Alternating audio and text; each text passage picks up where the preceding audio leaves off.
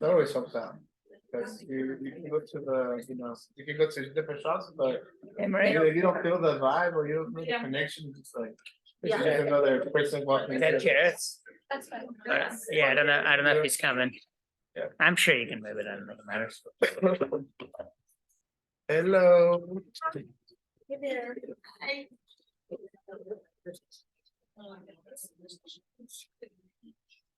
Okay, Abby, how we doing? Should we get started? Yes, Mr. Chair, I am ready when you are. Okay, let's call the November 7th, 2023 Ward 3 NAB meeting to order. Let's do a roll call All right. Ilya Arberman, here. thank you. Emmanuel Gutierrez. Absent at this time. Gabriel Maya. Here. Perfect, thank you. Marie Rodriguez. Here. Thank you. Jarrett Singh. Absent at this time, but for the record, he did let me know that he's running a couple minutes late, so we will expect him. And then Shonda Golden. Here. Thank you. Mr. Chair, you have a quorum of the Ward 3 Neighborhood Advisory Board meeting. Cool. And here I see Jarrett just walked in, so Oh, perfect. should be up Hi, here in a Jarrett. second. Thank you. Okay, we'll move to item 8.2, public comment. This item is either public comment here in the room or on Zoom, and public comment, as we all know, is limited to 3 minutes. If you're on Zoom and you wish to make comment, you can go ahead and raise your hand. Otherwise, do we have any public comment in the room? Yes, and I am going to read the link. So members of the public may hear, observe, and provide public comment virtually by registering through the following link, which can be found on the reno.gov/meetings. And the link is as follows: https://us06 WEB period ZOO or 0 or OO, sorry, M period US WEBINAR/REGISTER/capital W capital N underscore MA capital J capital T capital P 9 capital T O capital R capital E Y capital B A I A Z H L capital H capital M C W. And then, Mr. Chair, at this time, we do have public comment. The first will be Mr. Kenneth Crawford. As a reminder, you will have 3 minutes and you can come to the podium. Kenneth, you in here? Kenneth, I think you have your presentation for Sierra Indoor. Okay, perfect. So we'll just wait till the item. That's perfect. We'll wait till then. Thank you. Same with Carlos. Carlos is for the presentation? Yes. Okay, perfect. And then Mr. Hawkins as well? Okay. Perfect. Martin Harson? Same? Oh, thank you. All right. All right, then at this time, Mr. Chair, if there's anyone on Zoom that would like to give public comment, please raise your hand and we'll give it a second. Seeing none at this time, Mr. Chair, no public comment. Okay. All right, let's move on to A3, approval of the agenda for today, which has a few items. One was continued from last month's meeting. Do I have a motion to approve? Marie Rodriguez, for the record, I'd like to make a motion to approve. Gabriel Maya, I approve second. All in favor? Aye. Okay, agenda is approved.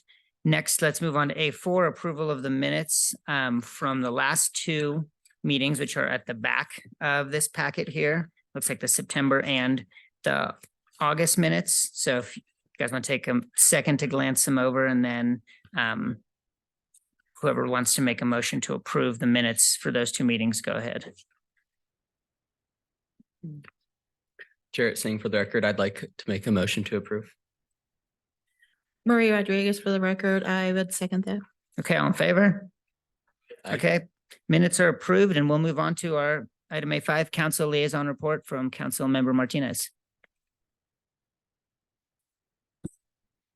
Thank you, Mr. Chair. Few updates for you all, and since I see the room is a little bit full and some folks on Zoom, I'll take advantage of it and say if any folks would like to get involved and be on the Ward 3 NAB, we still have some spots available. So still looking for some applications. Feel free to submit those to the city clerk's office. And then I have some updates from our previous city council updates, but feel free to stop me if you all have any questions about any updates that I have. We approved a $10,000 grant to benefit and improve local trails from Move United.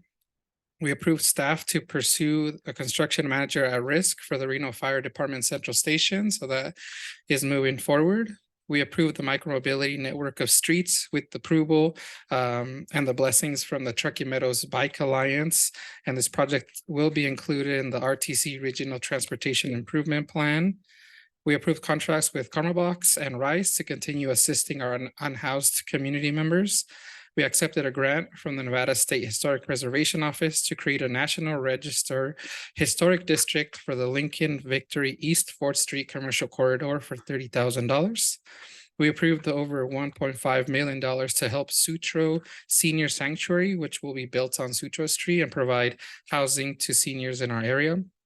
We approved a contract with Dig Studios to create a cohesive plan for the Truckee River corridor from the California state line on the west and the Sparks border to the east. So looking forward to what that plan comes of. And as you all know, a good portion of the Truckee River is in Ward 3. So looking forward to what is to come of that plan. And then a week ago, a little bit less than that, we held an affordable housing workshop with the city council, and we learned about some of the projects or things that we can do as a city to try to improve attainable and affordable housing in our area. So I'm continuing to look forward to those conversations as we explore whether it's ADUs, other building or sewer connection fee waivers, and how to help bring on more affordable, attainable housing for our region. So there's some of the updates that I had for you all from our last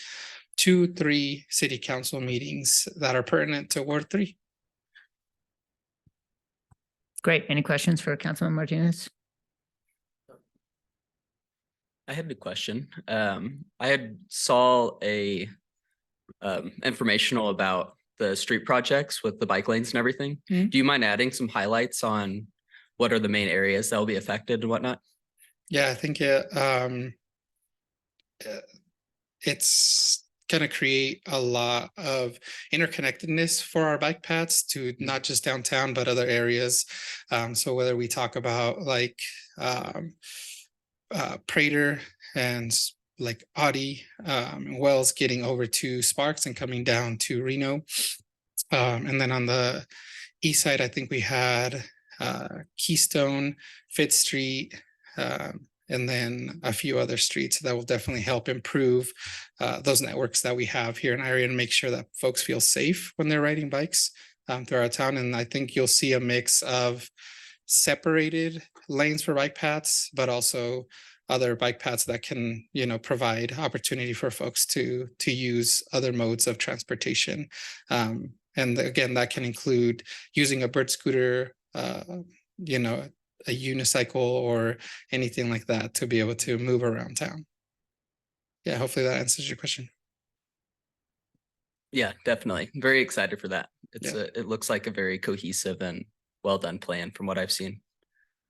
Yeah, I know a lot of work went into it and looking forward to RTC putting that into implementation.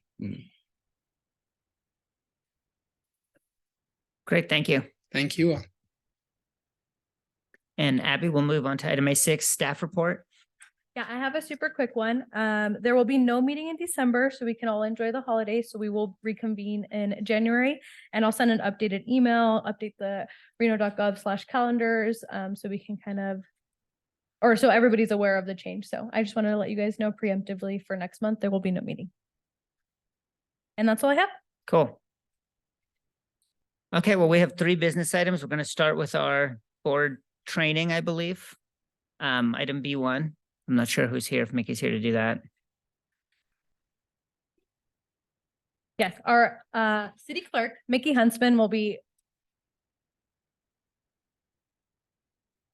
doing the presentation. Thanks.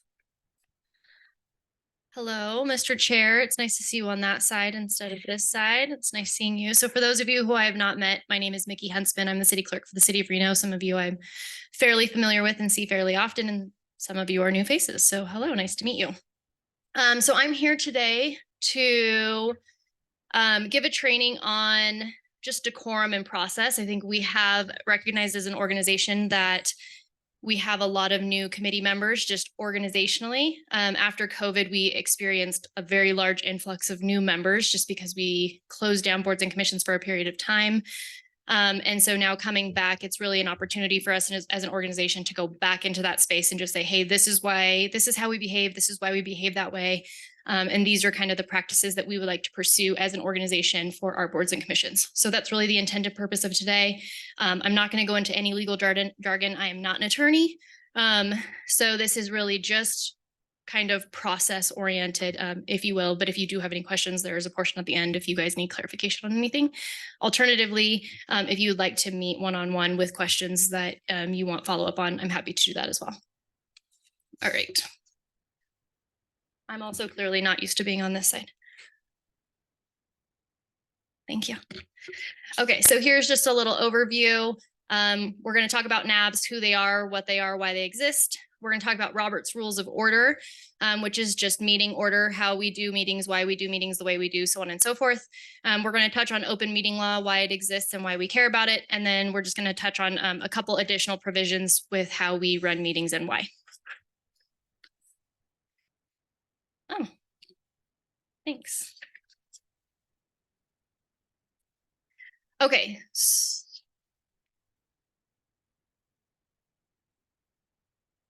I'm done. What questions? Good job, guys.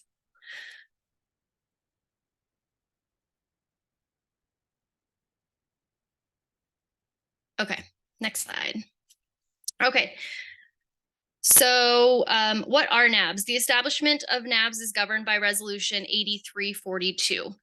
Obviously, we have members sitting here before us. We do have 5 NABs in the organization, soon to be 6. Starting next year, we did adopt a 6th ward, as everybody here, I'm sure, is aware. And so at that point, we will then implement our 6th NAB in the organization, which is very exciting. And we'll just keep our liaisons very busy as if they don't have enough to do already. So we're really excited about that. Members are granted in that resolution to serve 2 terms.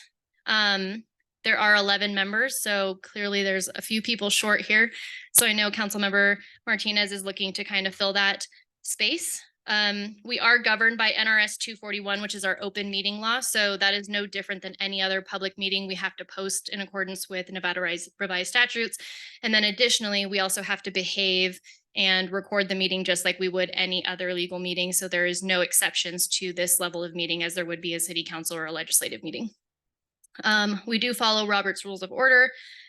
It is also outlined that you all have to obey by Chapter 2.20, which is in our charter of the Code of Ethics for Public Officials.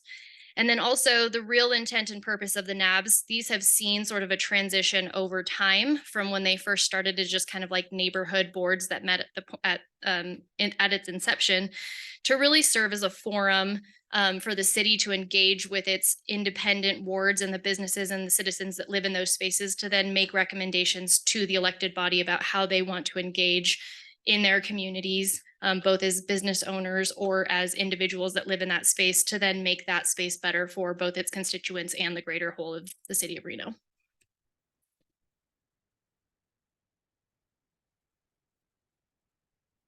I hate how I printed this. Okay, so what is the purpose of NABs? So the intent and purpose of NABs is really, like I said, to facilitate the communication from your level to your elected body, for the elected body to feel like they can make educated decisions of using the input of the individuals that are living or working in that space. So at this level, our expectation is that projects are going to come forward to you that impact the neighborhood. You all are going to meet and discuss it as a body, and then take those comments and that deliberation through an action to your elected official to then, when they sit at the dais and make decisions at the city council level, they have a well-educated decision from individuals that are in their community without having to make one singular opinion or voice. They have 11 people to help them do that. So the types of things that are coming to you are obviously neighborhood and community and development projects. It sounds today like you've got a couple of things that are out here, so that's always exciting. And then also it's intended to provide a venue for citizens and others to provide feedback to you all about things that they would like to see moving forward in the future. So really, it's sort of that inception level of communication between constituents, you all, and your elected official. So it's just trying to break down that barrier. Okay, so we're going to move. Did I make it not a PDF next time? That'd be nice. Okay. So how do we behave and why do we behave that way? So we follow a set of rules of order, and these are actually adopted at the state level. So if you want to go to the next slide, what is Robert's Rules of Order? So I just gave you Google's definition of what Robert's Rules of Order. So this is a process of making decisions done through a motion, which is a formal proposal to do something. The formal steps in handling a motion are making a motion, having a second, stating the motion, having a debate on the motion, putting the motion to vote, and announcing the results. So that's not unfamiliar to any of you, I'm sure, but I think it is helpful to understand that that is why we follow that specific order when we take a motion, have a second, state the motion, and then proceed for a vote. And again, this Robert's Rules of Order is not something that the city of Reno has implemented and put into action. This is actually an order that is adopted by the state. So there's really two basic rules of thought when running a meeting. And the state of Nevada has said, we prefer that all of our meetings that fall under open meeting law, NRS 241, abide in this way. And so every single meeting that is posted and published should run under a Robert's Rules of Order functionality. Okay, so again, following Robert's Rules of Order, what does that mean to you and what does that mean to members of the public? So as board members, it's expected that you engage by identifying yourself before speaking, before making motions, seconding, etc. It is also important that you should be conducting yourself in a way not to interrupt or overspeak. And you shouldn't be speaking, really. We don't practice this all too thoroughly, especially probably, I don't know, at this setting, it sounds like Chair Arbitman is likely running the meeting a little bit more fluidly than some of our other spaces. But in most spaces, there is much more formality that you don't speak until you're allowed to speak by your chair. So your chair would recognize you. Member Golden, you have your hand raised, go ahead and speak. So a lot of times that is really the traditional way of functioning within Robert's Rules of Order, is that you don't speak until the chair has addressed you and allowed you kind of the floor to have your space to talk. There is an expectation that you are reading the materials in advance of the meeting so that you are prepared to have an educated discussion on the topics that are coming before you at the meetings. And then obviously coming prepared to discuss the agenda items. So those are pretty self-explanatory. I think if you're serving in this capacity and you have been serving for any period of time, you're very familiar with that. For members of the public, I think it's a little bit more, it's unfamiliar for them because a lot of them, this might be their first time. I heard several of our members who signed up for public comment that were like, we're dumb, we didn't know to not sign up for public. No, you didn't, you're not dumb, you just didn't know. And I think we don't do a good job as a state, as an organization, at educating our public on how to engage in public meetings, especially if you've not done it before. So for members of the public, many of the rules still apply, right? You identify yourself before speaking, whether it is during public comment, or if the chair does address you and say, hello, person X, do you have an input on that? Would you like to come and make comment? As soon as you approach the dais or the podium, you should be announcing, I'm person X with business X, this is my comment. Again, not interrupting presentations and board members. And then outlining that there are 2 spaces of public comment on the agenda. So required by law, there are 2 opportunities for a person to speak freely on the agenda, generally at the beginning and generally at the end. It is a practice of the city of Reno if we have action items. So if it's not just a presentation for information, if there is deliberation, we open that space for the members of the public to make public comment. So if you all are going to take a vote on an item, in theory, that would be a space where we do allow the public to come up and say, hey, before you make your decision, this is my input, and I would just like you to take that in consideration. So as an organization, we have adopted that policy. And then anything that we receive in advance or anything additional, those are at the discretion of the chair. So we allow them the space to make the decision on if they want to take additional comments or not. And then the last thing for members of the public, which I think is oftentimes the most difficult, is to limit the side discussions. So if you are in the seats, it is distracting to have side conversations, to have things happening. You all are trying to focus on what's happening here and the discussions that you're having. And so we do ask members of the public that are present to limit those conversations just so that it doesn't become distracting for those trying to make deliberations and decisions. Okay, so on a more formal basis, Robert's Rules of Order does outline kind of the formalities. So it is requested that when you are addressing a person in this room, you're not addressing them by first name basis. So I would never walk into the room and say, hello, Marie, how are you today? It's always member Rodriguez, member Singh, so on and so forth. This is a public space and this is a respected body. I mean, you guys are appointed by your council member. And so even when addressing each other, it should always be member this or chair that, vice chair, so on and so forth.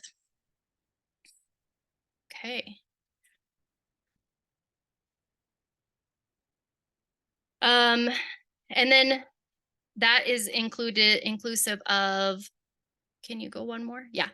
Members of the public. So it is expected that members of the public are never approaching or discussing an individual in the elected body or appointed body by their first name. They should also be addressing you by chair, member, so on and so forth. Customs of formality are followed in order to maintain a person's or a position's impartiality to their role. So if I'm directly speaking to Shonda, right, I am now directly speaking to you as an individual and it feels a bit personal. But if I'm talking to the elected body or the appointed body as a whole, or just addressing member Golden as a person, I think it just has a different sentiment, and Robert Rules of Order, I think, really does address that and identify that it is important that we have respect in this space. And by doing that, we do request that the members of the public and the members of the body address each other using member or chair. Okay. Orders of business. So again, still under Robert's Rules of Order. The standard order of business is calling it to order through roll call, which we started with, opening public comment, which we've already done, approval of the previous minutes, and then business items, future items, and adjournment. So you can see this is generally the format that we're going to follow with everything because it's outlined in law and we don't have the opportunity or the decision-making to change that. And then I think this last section we've sort of talked about, but obtaining the floor. So if you are addressing the body, really you're asking a request by your chair to say, Chairman Arbitman, I would like to make a comment. They would at that point address you, member Singh, you have the floor, please go ahead and make your comment. So it is just following that tradition of requesting an opportunity to speak, not speaking over each other. It really just outlines that layer of respect that we're seeking. I'm actually going to skip the next one because I know that they're good on making motions. I heard it. They're great. We're good. Okay, so why do we do what we do? We have to follow open meeting law, which again is outlined by NRS 241-010. And the intent of this is that the public bodies exist for the people. And the people have a right to know what we're doing, what we're talking about. And albeit I think there is a lot of discussion that there is things that happen behind the curtain. There's a lot of intent behind how we label our summaries on our agendas, right? So that we're meeting the expectation to say, hey, are we communicating properly to our public about what we're actually going to talk about for this item? When we look at the agendas, when we look at the staff reports, when we go through all of these things, we're looking at it through a lens of 241, which really says, does the public, just by looking at this one thing, have a general understanding of what it is that we're going to be talking about so that they know whether they do or don't want to engage? And then once we take it that step further and go into the staff report or the presentation or those other items, it really gives us an opportunity to then create that open environment for everybody to be on the same page. So whether you're sitting there reading the staff report, whether you're the council member, whether you're the staffer, everybody really has that same bit of information to be able to speak to be able to have an educated conversation about the thing that is in front of them in that moment.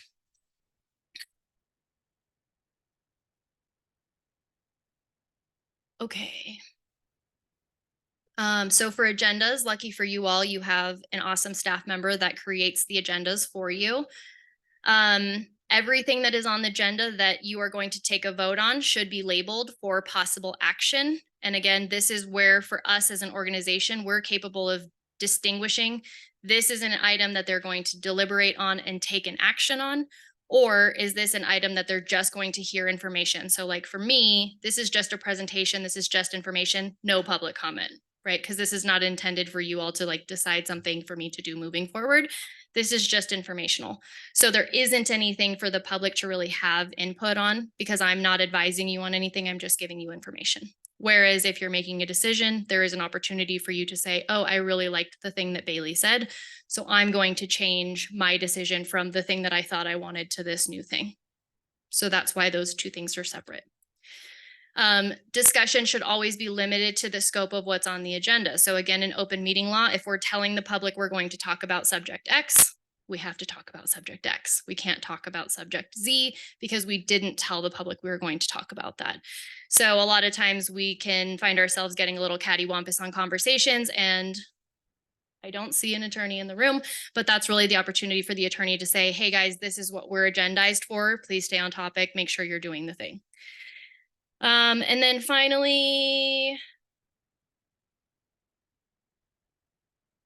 I don't think I know what that last one is. I think somebody from your team put that in there and, oh, okay, we're moving on. A quorum for an item. So obviously a quorum is the majority of the members appointed to the board. So you can't meet or take action on an item if you don't have a majority of the board present to be able to do that. That's all that really means, is just that in order for this body to exist at a meeting, you have to have a majority of members. So in this situation, it becomes a little bit weird. You have 11 total members proposed, but you only have 5 members appointed. So you just need a majority of the 5. It's not a majority of the 11. And then you can't take a formal action on to recommend or deny a development project. So I think you guys can make recommendations as far as having input for your elected official, but you don't actually have an actionable vote on whether a thing can or cannot exist. Okay, so these last two are they could be new. And so these were really the two that I just kind of wanted to add in here as items for you to consider as you both meet with the public and meet with each other. So serial communication is kind of a wonky one, and one that I think people are fairly unfamiliar with. So again, I did say that a quorum is a majority of the body meeting at one time or talking at one time about a policy or a thing that is on the agenda. And so in serial communication, this is really just specific to and newer since electronic communication has existed. But it's using a form where there is a quorum of the 5 to talk about a potential item that is a decision item without it being in a public setting. So if you're doing so via text or email, that's considered serial communication. And that's also considered a quorum if there's more than 3 of you on it and you're making a policy decision. Technically, we are in violation of open meeting law. So staff is very aware of that. So if there is communication about a thing, they will always kind of contact you individually. And if you haven't already experienced that, I'll send a wink and I'll go over and have a chat with them. But otherwise, you will notice that we are very intent and very specific on having individual conversations so that we're not breaking 241 and we're staying in alignment with that. The secondary one that is new, is not new, but probably maybe new to you all, is a walking quorum. So this is the same. So this is if a group of you are having a discussion about a policy decision and there are more than 3 of you, 3 or more of you in that conversation, it is technically a quorum of this body and should be noticed. There are a few exceptions to the rule, like social settings. So if you are at a social event and there is no policy discussion happening, but you are all attending, that is not considered a walking quorum. If you all are meeting to have a discussion about an item that is coming before you in the future and you want to get in alignment and there's more than 3 of you, that is a walking quorum and it's technically breaking 241. So these are things that I think we just need to, as individuals and new members of a body, be aware of whether this is the only board you serve on, whether this is an additional board you serve on. But if you are meeting or conversing about policy with a quorum of your body with more than X number of people, you should be cognizant of that, because technically an ethics claim or an open meeting law violation could be filed. And so that is something for us as an organization that we take fairly seriously. All right. Last two things. So we did talk about public comment. It is required, again, like I said, to have 2 public comment sessions on an agenda. It's not required the location of those. So for us as an organization, we sandwich it, one at the top and one at the bottom. And then we open the floor on any decision-making items, which we've already talked about. We do recommend that NABs follow suit of the Reno City Council. So they take public comment on any items that you guys will be making an advisement on. And then the public comment shouldn't be restricted. I think that's only the last thing, is if it falls under an open public comment period, it's not our job to tell somebody that they can't come up here and talk about whether the sky is blue or green. That's their opinion. This is the form with which they've chosen to talk about the said thing. And that's their free right. That's their right as a citizen of this state, of this organization, a citizen of this country. And so we just afford that opportunity for those individuals. And we expect that this body follows suit in accordance with 241 to make sure that they have that time and that space to do that. And lastly, the last thing that I really want to touch on that we haven't followed up on is the public records portion of the discussion. I'm not even going to use that one because I think we've really touched on it in other spaces. So the last one is just public records. And I think at this level, we tend to forget how important it is, the job that you guys are doing and advising your elected official, but B, that the records that you are creating are also subject to public records. So you are functioning in a capacity with which is representative of the city of Reno. So if somebody said, hey, I want Chair Arbitman's notes from the Ward 3 NAB meeting that happened last Tuesday, my team would call Chair Arbitman and say, hey, there's been a request for your emails or notes associated with any communications that you had for the Ward 3 NAB that happened on 11/7. Can you provide those to us? So I just want to be cognizant that when you are serving in this capacity, when you are having conversations in this capacity, text messages, emails, any of that stuff, that is all subject to public records law, because you are having those conversations in this capacity for decisions that you are making in this capacity or recommendations that you are making. And so just keep that in mind. The statement that we like to say internally is if you wouldn't say it to your grandma or you don't want it on the front page of the RGJ, probably don't say it and probably don't do it. So I just want that friendly reminder that you are serving in the capacity as a City of Reno employee, if you will, when you are serving on a board. And so that does make some of those communications subject to public records. Cool. Any questions?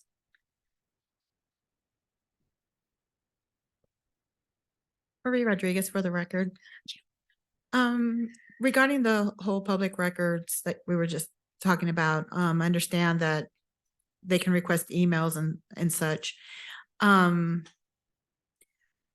What about like information that's on our cell phone, like you're talking about text messages and like that? So we would be required, even if it's our personal phone, to like take screenshots. Let's say I sent a text message to one of my peers regarding a meeting, then would you need to like get my phone and get it, or would they be okay with me just sending it to like the staff member or something like that? That's a great question. So thank you again, Mickey Huntsman, for the record.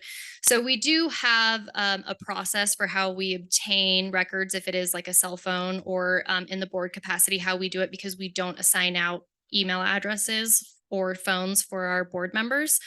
But my records manager, who is here with us tonight, she does have a process that she follows. Basically, it is it's an affidavit of a sort that basically says, hey, we have a request for subject X. Do you have that on your personal phone? Can you please check now?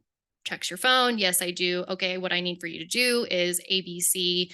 So there's really like a very clear-cut pathway that we have an expectation and a standard that we follow, so that when we do go to, if and when we have to go forward, like if there was arbitration or something else that we needed to follow through on, we have a very clear process that of how we obtain the records, what we did with them, where they went, so on and so forth. But we would reach out and we would walk you through those steps one by one to make sure that we got the records and that you were cleared and you can take those off your phone at that time. So even if it's your personal phone, it is still subject. There's case law that states that if you're working in a governmental capacity, you are subject under open meeting law to provide those records.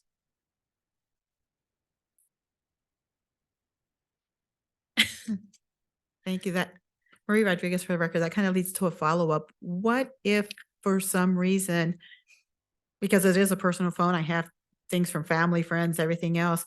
If I happen to delete something related to a meeting and just cannot provide it because I've deleted that email, I've deleted that message because I want to clear up space in my phone. You want to take more photos? I Yeah. get it.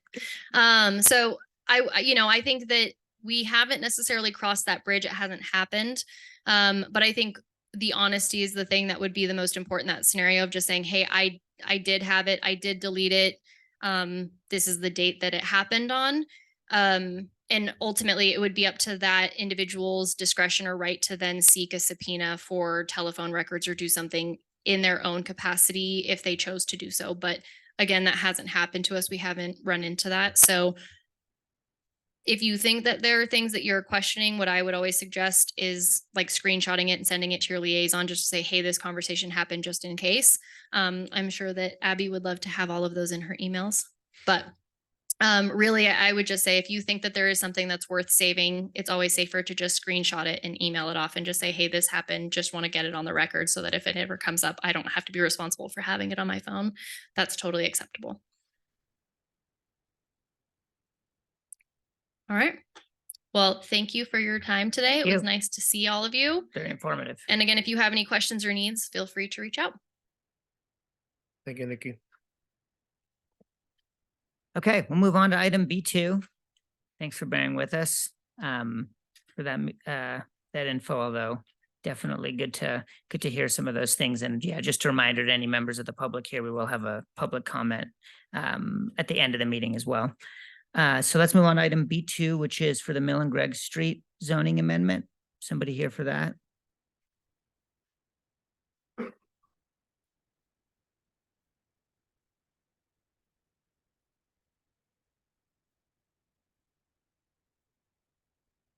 Hello, I'm Rebecca Bernier with Westex Consulting. We are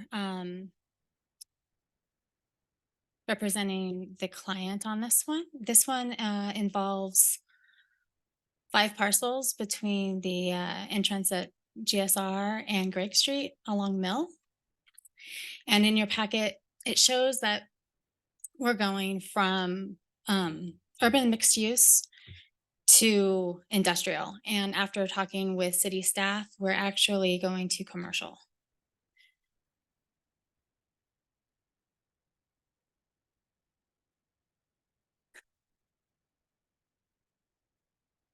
I'm just waiting for it to come up. So there's actually 5 parcels on that block. So they're all going to be rezoned.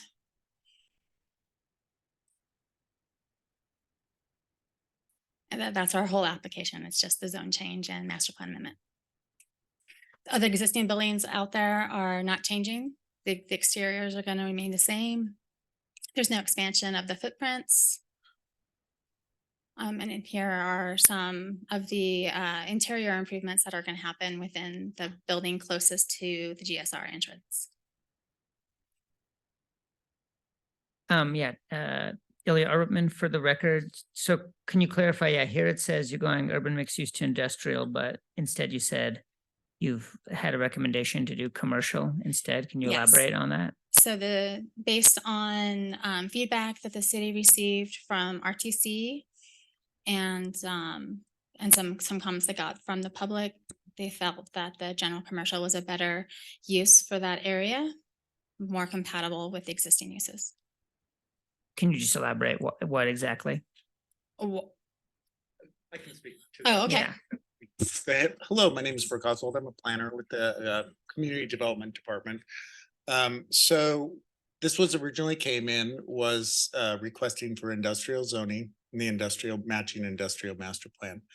Staff, when analyzing this, looked at surrounding uses existing, looked at it surrounding zoning and master plans, and felt that that industrial use was not or that request was not appropriate. We did recommend that the general commercial use would be appropriate on that.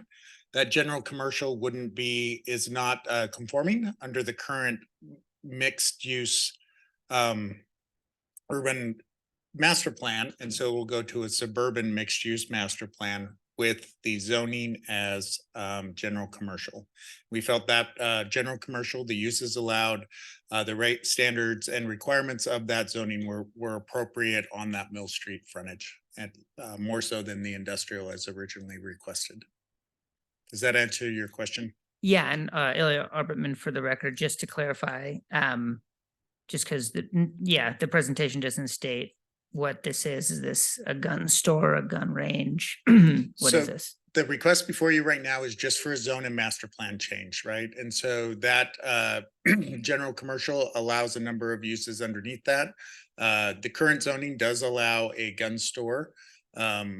The general commercial would allow gun ranges with a conditional use permit. So that's further discretionary review on that.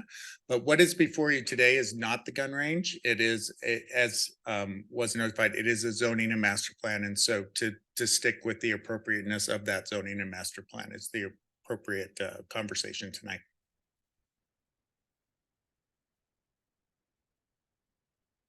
Marie Rodriguez, for the record. In looking at the map, am I correct that this will back up to the outdoor lake of the GSR? Correct. What we are looking at is 5 individual parcels. They're all looking for that general commercial zoning, and those do back up to the detention or that lake system of GSR. Correct. Again, Marie Rodriguez, for the record. So if this were approved to change and it were at some point to be used for a range, would the ranges remain inside? Yes, we do not allow outdoor ranges currently in any of our zoning districts within the city of Reno. And so this would be an indoor range. And then, like I said, it would be subject to a conditional use permit. So with a use like that, what we would look at is potential impacts. So there's going to be noise, sound, traffic, and we would analyze all of those and apply appropriate mitigation or conditions to that to mitigate for those potential impacts that we'd anticipate.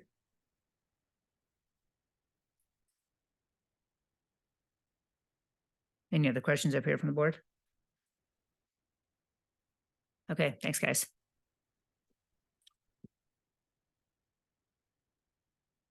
Okay, on to item B2, Marisco Silbarco. Anybody here for that? Cool.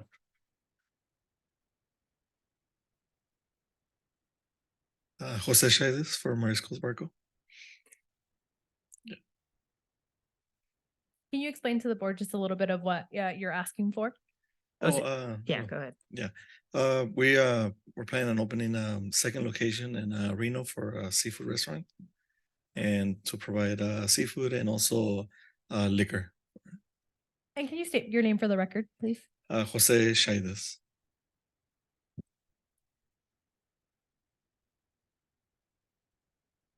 Yeah, and Ilya Arberman, for the record, yeah, this kind of goes for you guys and for the Sierra Indoor people. I think because we're not zoning experts up here, we're just kind of members of the public. I think for us, sometimes it's helpful, we can read the things here, but sometimes, we'll have presentations where people explain sort of what it is they're asking for and why. Because I think part of the point of us meeting is to kind of inform the public about what's going on. We're not going to be voting on whether or not, the conditional use permit is granted. So can you elaborate on what exactly you're applying for and why you need it? I don't know if you can help with this as well. Yeah. Once again, Hello, board members. Once again, my name is Brooke Oswald. I'm Associate Planner with the City of Reno. So the request before you today is a request for a CUP or a conditional use permit. You'll hear those interchangeably. What that is a additional discretionary review. That is ultimately that decision is made by our planning commission. Then as it appealed would go on to the city council. So what they are is they are asking for a bar or lounge or tavern use within our general commercial use district, and that use requires this conditional use permit to establish a bar use in that. They have another use that they're doing, which is a restaurant with alcohol service. So what they have a small bar, I believe it's about 7 seats from what I've heard. They have a small bar and that it functions and someone could walk up and order from that. So they'd like to have the bar use so that they can facilitate that portion of their business. Marie Rodriguez, for the record, I understand you said you're opening another location, so you have a prior location? Yes, we have a place in Sparks on Greenbury and Pyramid. We've been there for 7 years now. And this will be the second project, the second restaurant, bigger size. The next thing in Reno. Okay, and again, Marie Rodriguez for the record, at your original location, do you have a similar setup and you're just wanting to kind of mirror that in your Reno location? Yeah, basically doing the same thing, but in Reno. Okay, thank you. Thank you. Any questions from you guys? Okay, thanks very much. Thank you so much. Yeah. Okay, I think that's it for our development items today. So we'll move on to item C here. If anyone up here has any announcements from the board, anything you guys want to flag for the public or for us up here? I know Shauna mentioned you're going to a gala this weekend.